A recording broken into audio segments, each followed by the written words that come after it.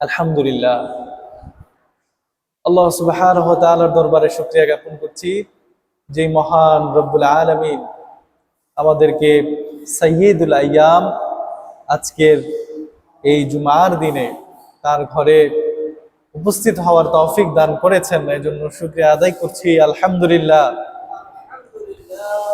দুরুদ এবং সালাম বর্ষিত হোক প্রিয় নবী সাল্লাল্লাহু আলাইহি ওয়াসাল্লামের প্রতি, যার আনিত জীবন আদর্শের মধ্যে মানব জাতির মুক্তি নিহিত রয়েছে। আল্লাহ সুবহানাহু ওয়া তাআলা আমাদেরকে সর্বাবস্থায় সেই সুন্নাহ অনুযায়ী জীবন যাপন করার তৌফিক দান করুন, সকলে বলি আমিন। সম্মানিত উপস্থিতি, আমরা একটি গুরুত্বপূর্ণ বিষয়ের আলোচনা করছিলাম, সেটি হচ্ছে ওসিয়ত। ওসিয়ত শব্দটি একটি আলাদা মর্যাদা, আলাদা গুরুত্ব বহন করে। আমরা যদি লক্ষ্য করি, আল্লাহ সুবহানাহু ওয়া তাআলা অসংখ্য বিধিবিধান আমাদেরকে দিয়েছেন, তাই না? একেবারে একজন মানব জাতির সামগ্রিক বিষয়ের দিক নির্দেশনা আল্লাহ সুবহানাহু ওয়া তাআলা দিয়ে দিয়েছেন। তারপরেও গুরুত্বপূর্ণ কিছু বিষয়কে আল্লাহ সুবহানাহু ওয়া তাআলা মার্জিন করে বলেছেন, গুরুত্বের সাথে বলছেন যে আমি তোমাদেরকে ওসিয়ত করছি, তোমরা এই বিষয়গুলো করো, এই বিষয়গুলো থেকে বিরত থাকো, এই বিষয়গুলোকে গুরুত্ব দাও।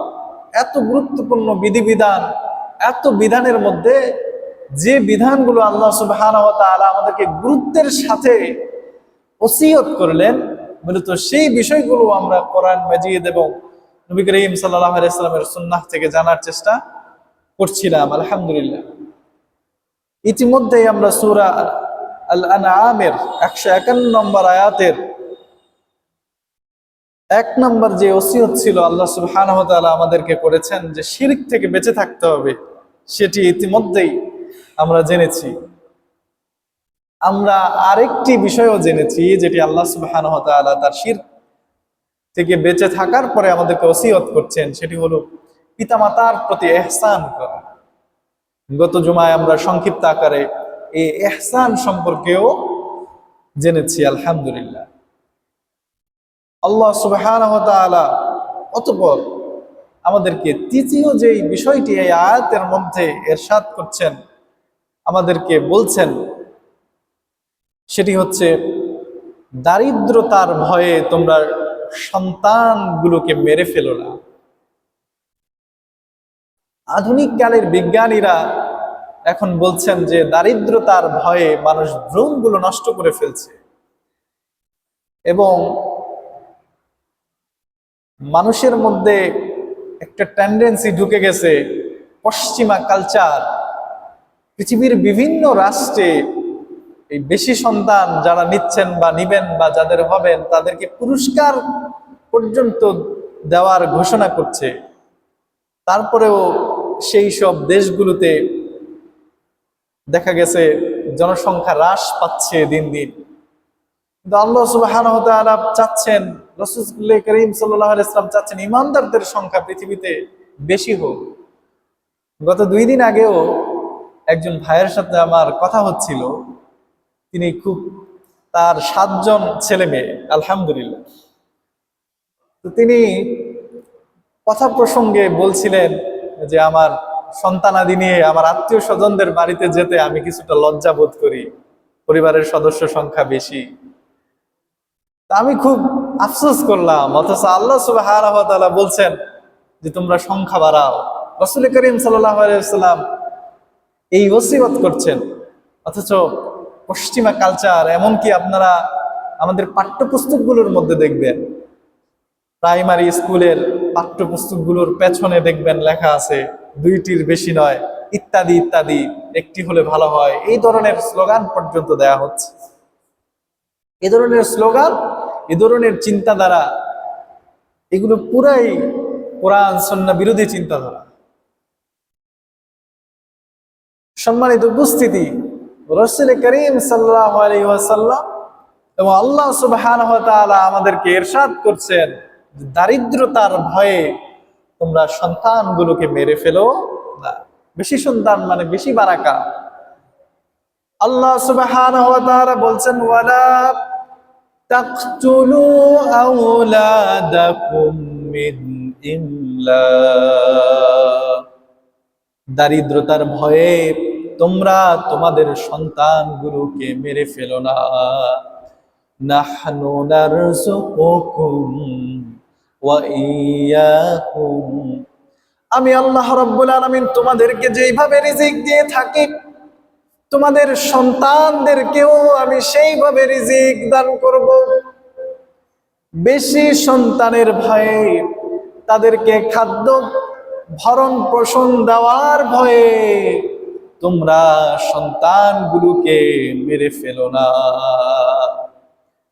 জাহেরি সমাজ ব্যবস্থা কেমন মক্কায় ইস্টাবলিশড হয়েছিল?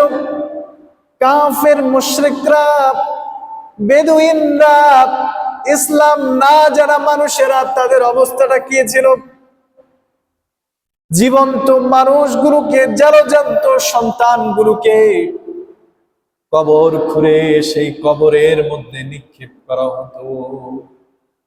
আল্লাহ সুবহানাহু ওয়া তাআলা সূরা তাকবীরের মধ্যে সে বিষয়টি বলছেন, ওয়া ইযাল মাউউদাতু সুইলাত বিআইয়ি যামবিন কুতিলাত, তোমরা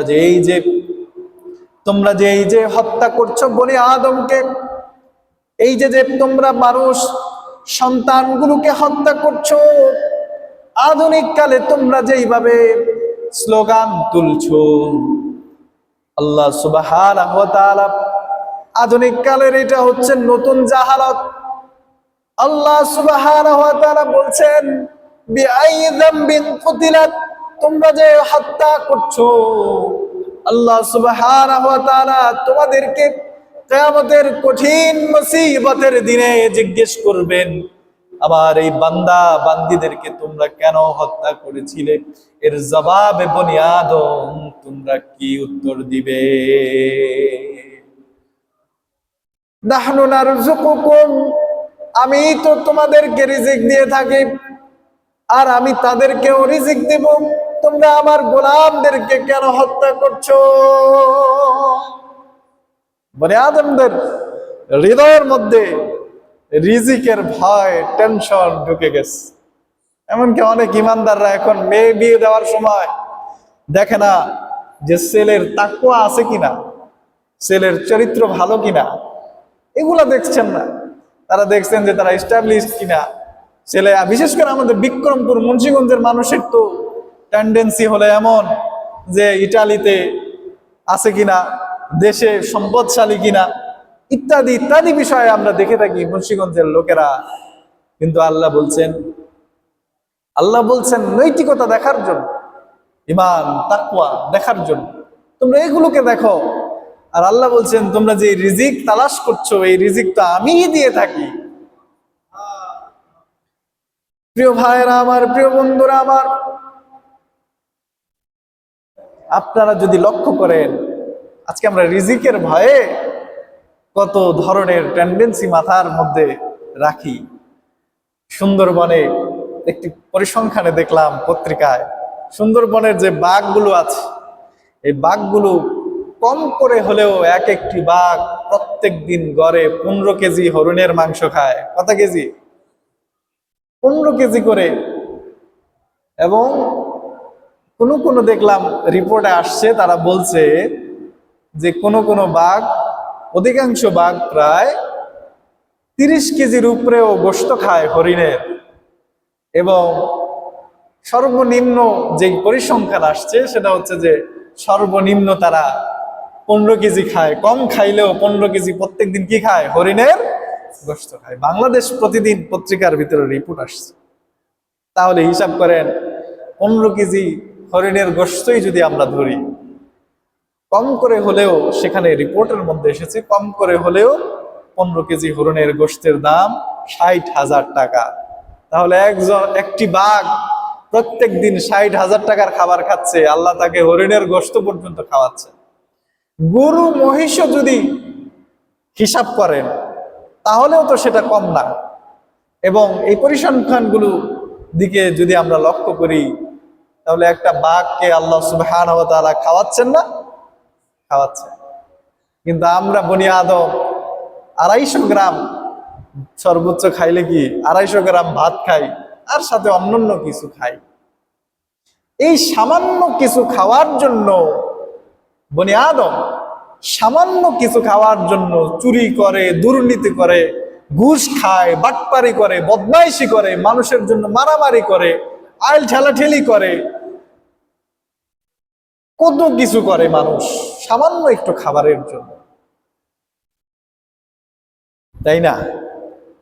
কিন্তু আল্লাহ সুবহানাহু ওয়া তাআলা বলছেন, আমি তোমাদেরকে রিজিক প্রদান করে থাকি, আমি তোমাদেরকে রিজিক দান করব।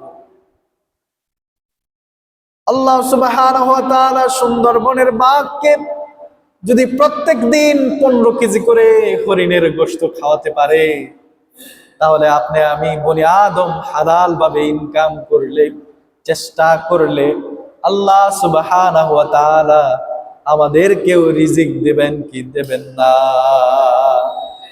সুন্দরবনের ওই বাঘটির যিনি রব, আপনার আমারও তো তিনি রব নাকি অন্য কেউ? তাহলে ইমানদারদের অবস্থাটা কি? রাসূল করিম সাল্লাল্লাহু আলাইহি ওয়াসাল্লাম আরো চমৎকার করে বলছেন, তিরমিজির বিশুদ্ধ বর্ণনার মধ্যে এসেছে, ওমর ইবনুল খাত্তাব রাদিয়াল্লাহু তাআলা থেকে বর্ণিত, তিনি বলেন, বিশ্বনবী সাল্লাল্লাহু আলাইহি ওয়াসাল্লাম এই ব্যাপারে বলেন, লাউ আন্নাকুম তাতাওয়াক্কালুনা আলাল্লাহি হাক্কা তাওয়াক্কুলিহি, হে বনি আদম, তোমরা যদি আল্লাহর উপর ভরসা করো, আল্লাহর উপর ভরসা করো, চুরি, বাটপারি, চাঁদাবাজি, বদমাইশি করা বাদ দিয়ে হালাল ভাবে যদি ইনকাম করো, আল্লাহ সুবহানাহু ওয়া তাআলার উপরে যদি তাওয়াক্কুল করো, লারাযাকাকুম কামা ইয়ারযুকুত তায়রা, আল্লাহ সুবহানাহু ওয়া তাআলা তোমাকে তেমনি ভাবে রিজিক দান করবেন। সকালবেলা ভোরবেলা ছোট্ট পাখিটি যখন বেরিয়ে পড়ে ক্ষুধার্ত হয়ে, ওই ক্ষুধার্ত পাখিকে আল্লাহ সুবহানাহু ওয়া তাআলা যেমনি ভাবে রিজিক দান করে থাকেন, হে বনি আদম তোমাদেরকেও সেই রব্বুল আলামিন তেমনি ভাবে রিজিক প্রদান করবে। সুবহানাল্লাহ বলবেন না? বিশ্বনবী সাল্লাল্লাহু আলাইহি ওয়াসাল্লাম বলছেন, তাগুদু খিমাসান, একটি ছোট্ট পাখি সকাল বেলায় আহার ক্ষুধার্ত নিয়ে বের হয় আহারের সন্ধানে, ওয়াতারুহু বিতানান, ওয়াতারুহু বিতানান, ক্ষুধার্ত পাখিটিকে পেট ভরিয়ে সন্ধ্যা বেলায় বাড়িতে পাঠিয়ে দেন কে? ক্ষুধার্ত পাখিটাকে সন্ধ্যেবেলায় যেই মাওলা পেট ভরিয়ে বাড়িতে ফিরিয়ে দেন, না খাইয়ে মারেন না, সেই রব্বুল আলামিন তোমারও, সেই মাওলা তোমারও আছে না? না আছে, সেই মাওলা তোমার তো আছে। তাহলে তুমি কেন চাঁদাবাজি করো যুবক? তোমার তো লজ্জা থাকা উচিত। তুমি কেন টেন্ডারবাজি করো? তুমি কেন বদমাইশি করো?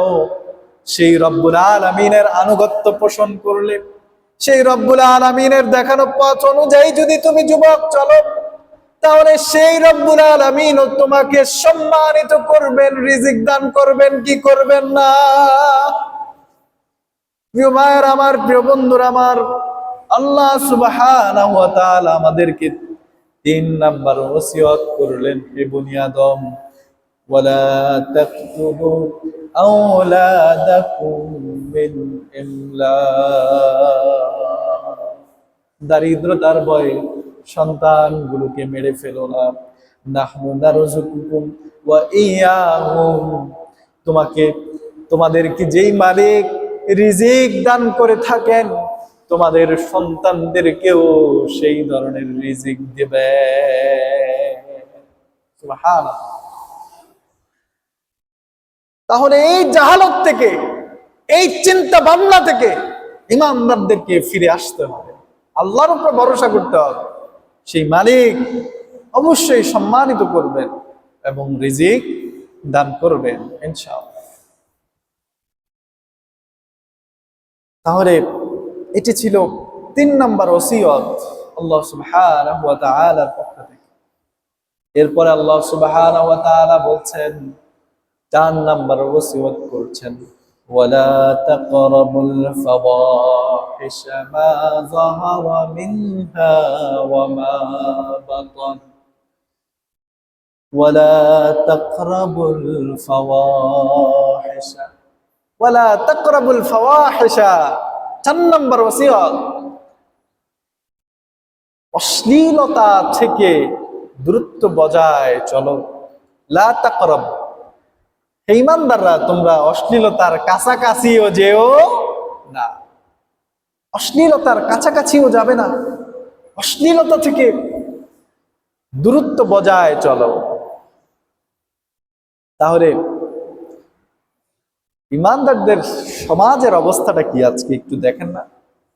ঈমানদারদের সমাজের অবস্থাটা কি? ঈমানদারদের সমাজে আমাদের এমন এমন কিছু প্রোগ্রাম আমরা চালু করছি, এই প্রোগ্রামগুলো অশ্লীলতা ছেয়ে ফেলছে, অশ্লীলতা ছড়িয়ে ফেলছে। আজকে ঈমানদারদের অনুষ্ঠানগুলোতে পর্যন্ত যাওয়া যায় না। আজকে ঈমানদাররা এমন এমন কিছু উৎসব, এমন এমন কিছু অনুষ্ঠানের আয়োজন করছে যে অনুষ্ঠানগুলো অশ্লীলতার সয়লাভ হচ্ছে। আজকে ঈমানদারদের বিবাহ শাদীর অনুষ্ঠান, এটি একটি ইবাদত, এটি একটি ইবাদত, কিন্তু সেই ইবাদতটিকে গায়ে হলুদের নামে যেইভাবে গান বাদ্য ব্যান্ড পার্টির মাধ্যমে অশ্লীলতা ছেয়ে ফেলানো হয়, সেটি কি আসলেই কাম্য? সম্ভবত আমাদের এলাকাতে এটি নাই, কি বলেন? নাই মনে হয় আমাদের এলাকাতে, নাকি? কিন্তু আল্লাহ আমাদেরকে ওসিয়ত করছেন, লা তাকরাবুল ফাওয়াহিশা, তোমরা অশ্লীলতার ধার কাছেও যেও না। কিন্তু ঈমানদাররা অশ্লীলতার ধার কাছে যাবে তো অনেক পরের ব্যাপার, তারা নিজেরাই অশ্লীলতার আবিষ্কার করছে, অশ্লীলতার আয়োজন করছে। সম্মানিত উপস্থিতি, আল্লাহ সুবহানাহু ওয়া তাআলা সূরা নূরের মধ্যে বাবারে চমৎকার করে বলছেন, ইন্নাল্লাযীনা ইউহিব্বুনা আন তাশিআল ফাহিশাতু ফিল্লাযীনা আমানু লাহুম আযাবুন আলীমুন ফিদ দুনিয়া ওয়াল আখিরাহ في الدنيا والآخرة والله يعلم وأنتم لا تعلمون إن الذين يحبون, যারা পছন্দ করে নিয়েছেন, ভালোবাসেন এই অশ্লীলতাকে এবং এই অশ্লীলতার প্রচার প্রসার যারা করে ঈমানদারদের সমাজে, লাহুম আযাবুন আলীম, তাদের জন্য রয়েছে চরম আযাব, কঠিন আযাব। লাহুম আযাবুন আলীম ফিদ দুনিয়া ওয়াল আখিরাহ, দুনিয়াতেও তাদের জন্য আযাব, আখিরাতেও তাদের জন্য আযাব থাকবে। প্রিয় ভাইরা আমার, প্রিয় বন্ধুরা আমার, এই আযাবের কথাকে স্মরণ রেখে ঈমানদাররা অশ্লীলতা থেকে বিরত থাকে কি থাকে না? থাকে না?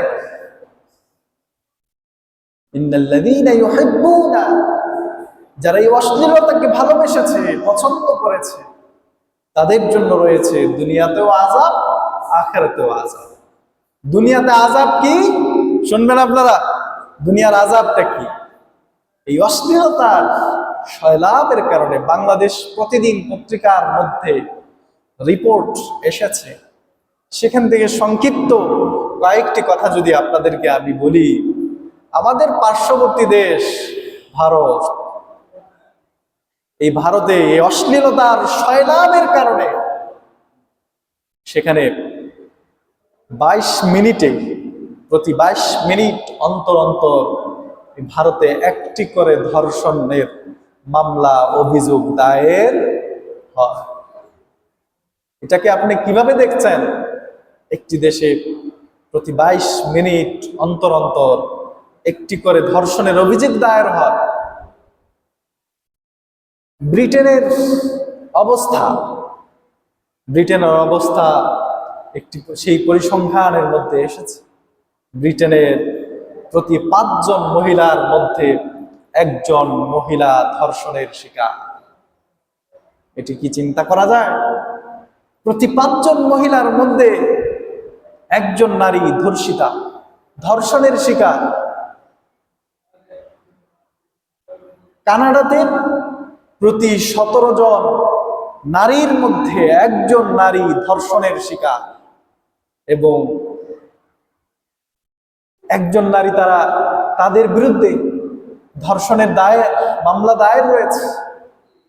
পৃথিবীর ইউরোপে, আমেরিকাতে আজকে তারা উলঙ্গপনার কারণে, ইসলামের বিধান পর্দা পালন না করার কারণে আজকে পৃথিবীর এই সমস্ত প্রযুক্তিতে উন্নত রাষ্ট্রগুলো যতই উন্নত হোক না কেন, প্রকৃত অর্থে তারা সুখী জীবন যাপন করতে পারছে না। তাদের রাষ্ট্র ব্যবস্থা নিয়ে একটু চিন্তা করেন। যে দেশের প্রতি 5 জনে একজন নারী ধর্ষিতা, প্রতি 17 জনে একজন নারী ধর্ষিতা, সে দেশের রাষ্ট্রের কাঠামোর নৈতিক অবস্থা কেমন হতে পারে? এজন্য আল্লাহ সুবহানাহু ওয়া তাআলা আমাদেরকে ওসিয়ত করছেন, ওয়ালা তাকরাবুল ফাওয়াহিশা মা যাহারা মিনহা ওয়া মা বাতান। হে ঈমানদারগণ, তোমরা প্রকাশ্য এবং গোপন অশ্লীলতা থেকে বিরত থাকো।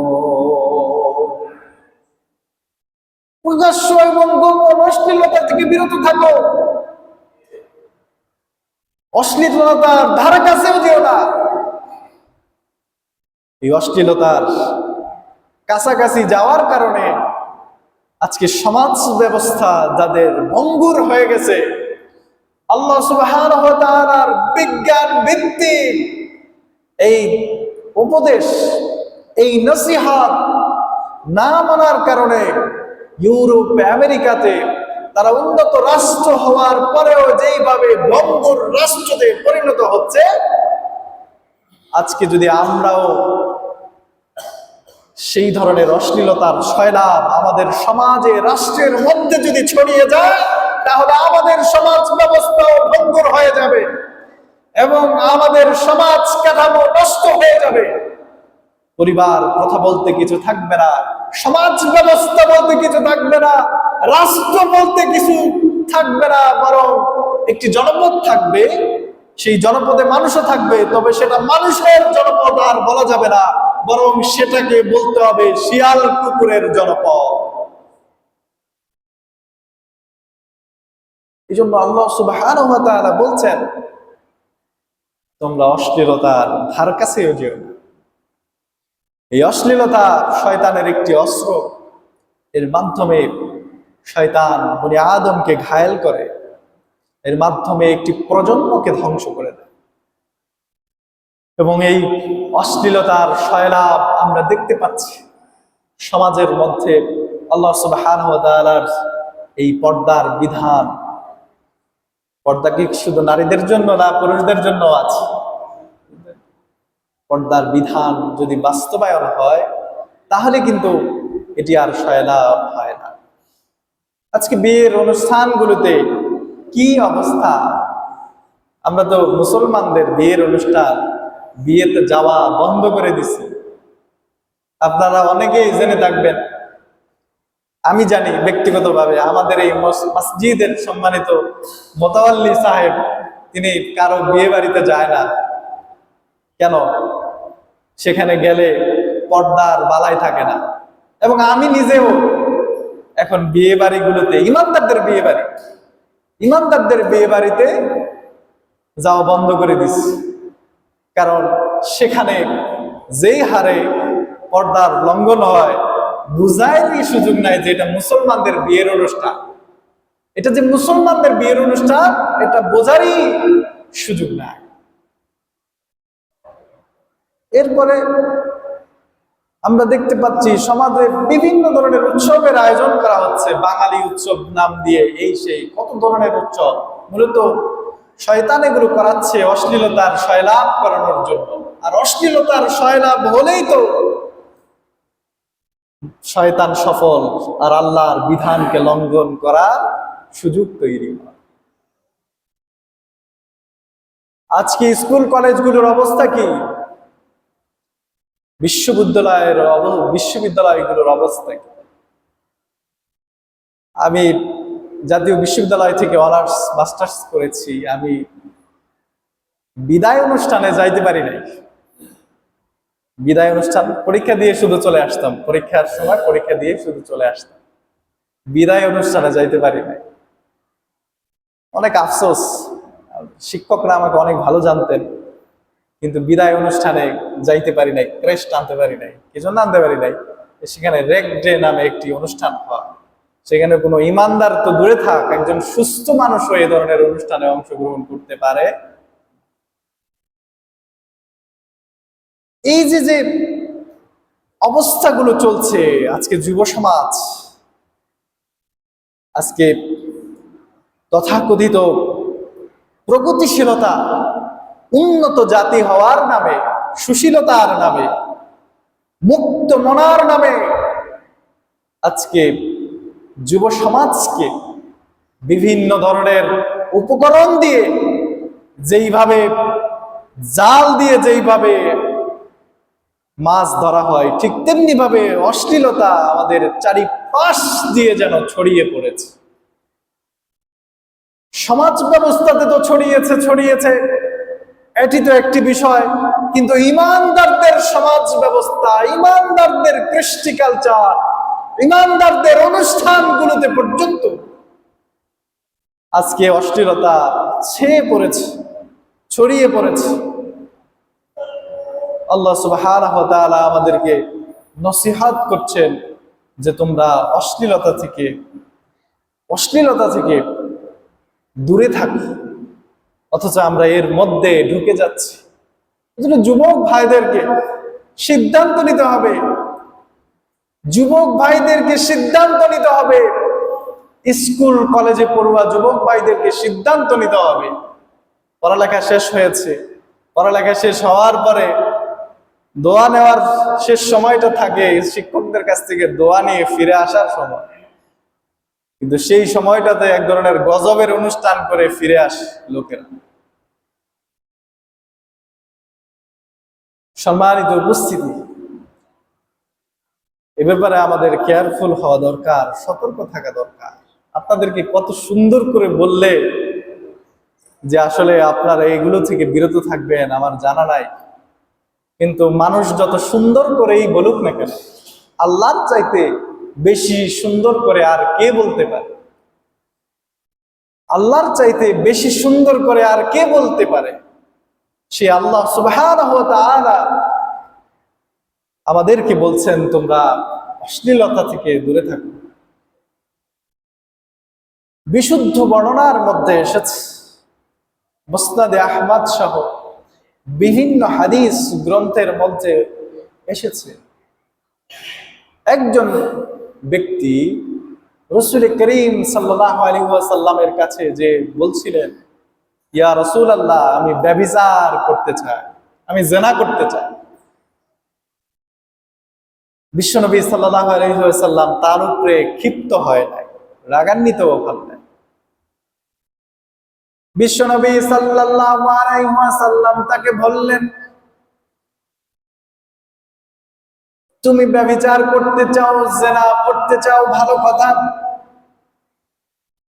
কিন্তু আমার কিছু প্রশ্নের উত্তর তুমি দাও।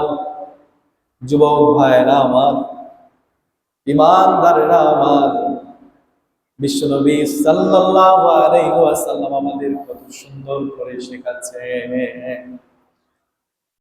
যুবককে বিশ্বনবী সাল্লাল্লাহু আলাইহি ওয়াসাল্লাম বলছেন, তুমি আমার কিছু প্রশ্নের উত্তর দাও। এক নাম্বার প্রশ্ন, তুমি কি তোমার মায়ের সাথে ব্যভিচার করবে নাকি? যুবক বলছেন, এটা কিভাবে সম্ভব? আমার জীবন আপনার জন্য কুরবান হোক ইয়া রাসূলুল্লাহ সাল্লাল্লাহু আলাইহি ওয়াসাল্লাম। এটা তো কখনোই আমার দ্বারা কেন কোনো মানুষের দ্বারাই সম্ভব নয়।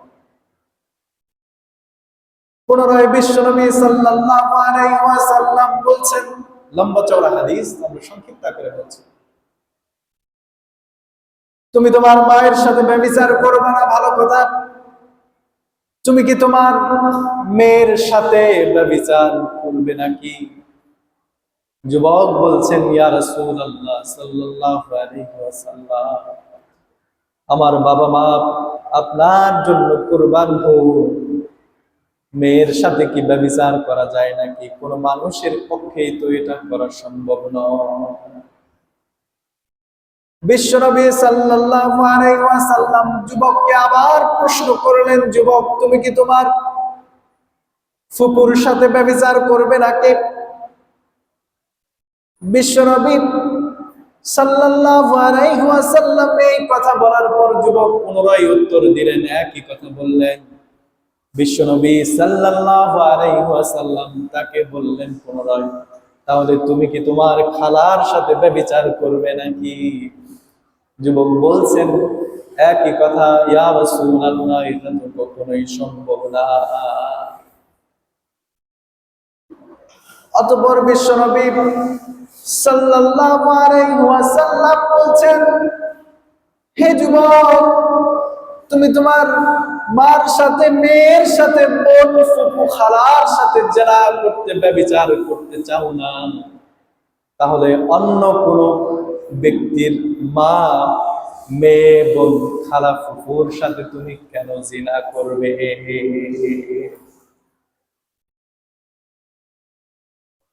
যুবক অনুতপ্ত হলেন, বিশ্বনবী সাল্লাল্লাহু আলাইহি ওয়াসাল্লামের কাছে নিজের ভুল স্বীকার করলেন, ইয়া রাসূলুল্লাহ আমি আপনার কাছে যে কবিরা গুনাহ করার জন্য অনুমতি চেয়েছিলাম, আল্লাহ আমাকে ক্ষমা করুন, এই ধরনের গর্হিত কাজের সাথে আমি কখনোই সম্পৃক্ত হতে চাই না।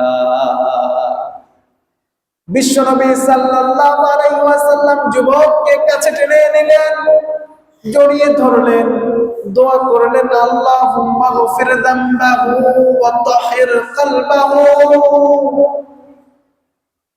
আল্লাহ রাব্বুল আলামিনের কাছে দোয়া করলেন, রব্বুল আলামিন এই যুবকের গুনাহ রাশিগুলোকে তুমি ক্ষমা করে দাও, অন্তরের অপবিত্রতাকে তুমি দূর করে দাও, ওয়া হাসসিন ফারজাহু।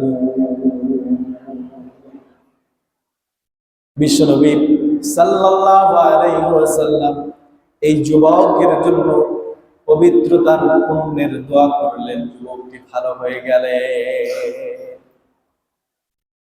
ইমানদারেরা শুনুন শুনুন, তাহলে আজকের যুগে আপনি আমি এই অশ্লীলতার সয়লাব যখন সমাজের মধ্যে ছড়িয়ে যায়, এই অশ্লীলতার চূড়ান্ত রূপ হচ্ছে জেনা, ব্যভিচার। এই অশ্লীলতার চূড়ান্ত রূপ হলো ধর্ষণ। বিশ্বনবী সাল্লাল্লাহু আলাইহি ওয়াসাল্লাম যেই নসিহত করেছেন, যেই ওসিয়ত করেছেন, আল্লাহ সুবহানাহু ওয়া তাআলা আমাদেরকে যেই নসিহত করছেন, এই অশ্লীলতার কারণে সমাজ ব্যবস্থা ভেঙে পড়ে, ভঙ্গুর হয়ে যায়, সমাজ ব্যবস্থার মানুষের সমাজ থাকে না, অমানুষের সমাজে পরিণত হয়ে যায়। এজন্য আল্লাহ সুবহানাহু ওয়া তাআলা চমৎকার করে আমাদেরকে বলছেন, ওয়ালা তাকরাবুল ফাওয়াহিশা মা যাহারা মিনহা ওয়া মা বাতান। হে ইমানদাররা, তোমরা অশ্লীলতা লিপ্ত হওয়া তো অনেক দূরের কথা, বরং তোমরা অশ্লীলতার ধারের কাছেও যেও না। হে মানুষ, তোমরা যদি মানুষের সমাজ চাও, তোমরা যদি মনে করো এটি শিয়াল কুকুরের সমাজ না হয়ে মানুষের সমাজ থাকুক, তাহলে আল্লাহ সুবহানাহু ওয়া তাআলা এই ওয়াসিয়তের দিকে ফিরে আসতে আল্লাহ সুবহানাহু ওয়া তাআলা আমাদেরকে তৌফিক দান করুন, সকলে বলি আমিন। এরপরে আল্লাহ সুবহানাহু ওয়া তাআলা ওসিয়ত করছেন, 5 নাম্বার ওসিয়ত। আল্লাহ সুবহানাহু ওয়া তাআলা বলছেন, ওয়ালা তাকতুলুন নাফসাল্লাতী হারামাল্লাহু ইল্লা বিল হক ولا تقتلوا النفس التي حرم الله إلا بالحق। ঈমানদারেরা, অন্যায় ভাবে কোন মানুষকে তোমরা হত্যা করিও না। যালিকুম ওয়াসাকুম বিহি, এটি তোমাদের জন্য আমি রবের পক্ষ থেকে ওসিয়ত, লাআল্লাকুম তাকিলুন, আশা করা যায় তোমরা আকল খাটাবে, তোমাদের বুদ্ধি বিবেচনাকে খাটাবে। ওয়ালা তাকতুলুন নাফসাল্লাতী হারামাল্লাহু ইল্লা বিল হক। তাহলে 5 নাম্বার ওসিয়ত করছেন আল্লাহ সুবহানাহু ওয়া তাআলা আমাদেরকে, তোমরা মানুষদেরকে হত্যা করা থেকে বিরত থাকো। হত্যা করতে আল্লাহ সুবহানাহু ওয়া তাআলা আমাদেরকে নিষেধ করছেন, কিন্তু কয়েকদিন আগে পত্র পত্রিকায় আমরা কি দেখলাম? আপনারা মনে হয় দেখেন নাই, নাকি দেখেন নাই? কি মর্মান্তিক, কি পাশবিক, আইয়ামে জাহিলিয়াতকেও হার মানিয়েছে। পাথর দিয়ে মানুষ হত্যা, বাংলাদেশের নাম তো গিনিস বুকে লেখা থাকে। এটি পৃথিবীর ইতিহাসে চরম নিকৃষ্ট জাহালতের পরিচয় দেওয়া হয়েছে। মানুষ কতটা পাশবিক হতে পারে! আল্লাহ বললেন, তোমরা মানুষদেরকে হত্যা করিও না, কিন্তু ঈমানদাররা কোন দিকে ধাবিত হচ্ছে? কোন দিকে ধাবিত হচ্ছে ঈমানদাররা? ঈমানদাররা কোন দিকে আমরা ধাবিত হচ্ছে? তাহলে এই যে নিকৃষ্ট কাজ, এটি হয়ে যাচ্ছে। আমরা কয়েকদিন আগে দেখলাম, এই যে যারা হত্যা করলো এবং যাকে হত্যা করা হলো, এটি কোনো মানুষের কাজ হতে পারে না। আমরা এখন কথা বললেই চিন্তা করি আওয়ামী লীগ, বিএনপি, জামাত, শিবির। কথা বললে একটা ট্যাগ লাগিয়ে দেওয়ার প্রবণতা। বিএনপির ভাইদের নসিহত শুনতে হবে, আওয়ামী লীগের ভাইয়েরাও তো আছেন সমাজের মধ্যে, তাদেরকেও আল্লাহ সুবহানাহু ওয়া তাআলার ওসিয়ত শুনতে হবে। নাকি সংশোধনের সুযোগ নাই, বন্ধ হয়ে গেছে নাকি? এখন আমাদেরকে তো কথা বলতে হবে, নাকি? কথা বলতে হবে আমাদের। রাসূল করিম সাল্লাল্লাহু আলাইহি ওয়াসাল্লাম বলেন, বুখারীর বিশুদ্ধ বর্ণনার মধ্যে এসেছে, সিবাবুল মুসলিমি ফুসুক ওয়া কিতালুহু কুফর। মুসলমানকে গালি দেওয়া ফাসিকি, আর ঈমানদারদেরকে হত্যা করা কুফরি। ঈমানদারদেরকে হত্যা করা কুফরি। ওয়া কিতালুহু কুফর, বুখারীর বিশুদ্ধ বর্ণনা। তাহলে এই হত্যা করতে আল্লাহ সুবহানাহু ওয়া তাআলা নিষেধ করলেন। বিশ্ব নবী সাল্লাল্লাহু আলাইহি ওয়াসাল্লাম বললেন যে হত্যা করা কুফরি। তাহলে আমরা কেন এত এক্সট্রিম পর্যায়ে চলে যাচ্ছি? কেন এত এক্সট্রিম পর্যায়ে চলে যাচ্ছি? আমাদের কি হলো? এর কারণ একটাই, সেটি হচ্ছে কোরআন সুন্নাহ থেকে আমাদের সমাজ ব্যবস্থা অনেক অনেক বেশি দূরে চলে গিয়েছে, এবং এগুলো আমরা ভাল লাগে না। আমাদের চিন্তা ভাবনা, হুজুর ওয়াজ করার দরকার, হুজুর ওয়াজ করবে, আর আমাদের এইসব কাজ করার দরকার, আমরা এইসব কাজ করব। প্রিয় ভাইরা আমার, প্রিয় বন্ধুরা আমার, আল্লাহ সুবহানাহু ওয়া তাআলা আমাদেরকে বলছেন, অত্যন্ত চমৎকার ভাবে وَمَن يَقْتُلْ مُؤْمِنًا مُتَعَمِّدًا فَجَزَاؤُهُ جَهَنَّمُ, যে ব্যক্তি অন্যায়ভাবে কোন ঈমানদারকে হত্যা করবে, ফাজাযাউ জাহান্নাম, ফাজাযাউ জাহান্নাম, পুরস্কার হিসেবে ওই ব্যক্তিকে আল্লাহ সুবহানাহু ওয়া তাআলা জাহান্নাম দিবে। সূরা আন-নিসার 93 নম্বর আয়াত। এটি কার কথা? তাহলে আমরা কেন বক্র হয়ে যাচ্ছি? আমরা তো কোনো কথাই শুনছি না। আল্লাহ সুবহানাহু ওয়া তাআলা বলছেন, আল্লাহ সুবহানাহু ওয়া তাআলা বলছেন ফাজাযাউ জাহান্নাম, যে ব্যক্তি অন্যায়ভাবে কাউকে হত্যা করবে সে পুরস্কার পাবে আল্লাহর পক্ষ থেকে জাহান্নাম। শুধু তাই নয়, শুধু তাই নয়, খালিদান ফিহা ওয়া গাদিবাল্লাহু আলাইহি ওয়া লা'না, এই জাহান্নামের মধ্যে ওই ব্যক্তি চিরস্থায়ী ভাবে থাকবে, চিরস্থায়ী ভাবে থাকবে। আর ওই ব্যক্তির উপর আল্লাহ চরম ভাবে রাগান্বিত হয়। শুধু রাগান্বিতই হয় এটি নয়, ওয়ালানাহু, এবং তাকে আল্লাহ সুবহানাহু ওয়া তাআলা লানত প্রদান করে। তাহলে আল্লাহ নিজে কিছু কিছু জায়গায় বনি আদমকে বলছে যে তোমরা অভিশাপ দিও না, অভিশাপ দিও না, লানত দিও না, এগুলো থেকে বিরত থাকো। কিন্তু কোরআন মাজিদের মধ্যে আল্লাহ সুবহানাহু ওয়া তাআলা এই অপকর্মের জন্য ওয়ালানাহু, তিনি লানত পর্যন্ত দান করেন। আপনাকে আমাকে, আমরা ঈমানদার মুসলিম, আল্লাহ যদি আমাদেরকে লানত প্রদান করেন তাহলে আমাদের অবস্থাটা কি হবে? আমরা কি কখনো এটি চিন্তা করেছি, ভেবে দেখেছি কি কখনো? প্রিয় ভাইরা আমার, প্রিয় বন্ধুরা আমার, কি পাশবিক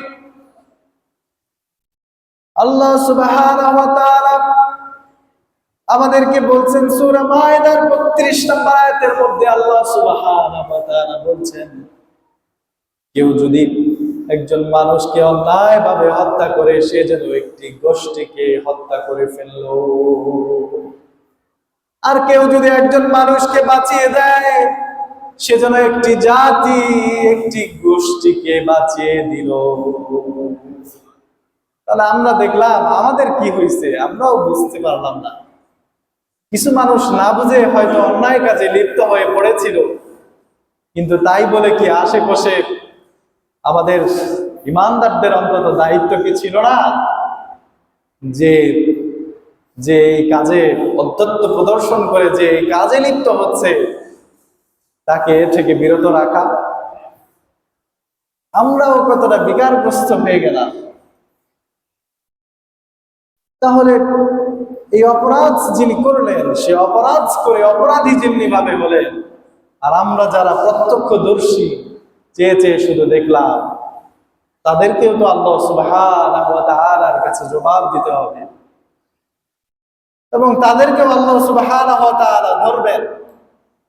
আমরা যদি এ ধরনের জিঘাংসা, এই ধরনের হিংসা চরিতার্থই করতে থাকি প্রতিনিয়ত, তাহলে এইভাবে করে তো সমাজ ব্যবস্থা ভেঙে পড়বে, ভঙ্গুর হয়ে যাবে।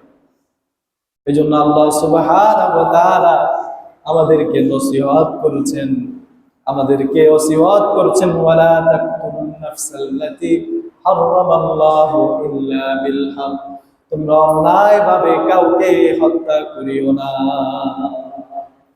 আল্লাহ সুবহানাহু ওয়া তাআলা এই বিষয়গুলো আমাদেরকে আমল করার তৌফিক দান করুন। সকলে বলি আমিন। সুবহানাকাল্লাহুম্মা ওয়া বিহামদিকা আশহাদু আল্লা ইলাহা ইল্লা আনতা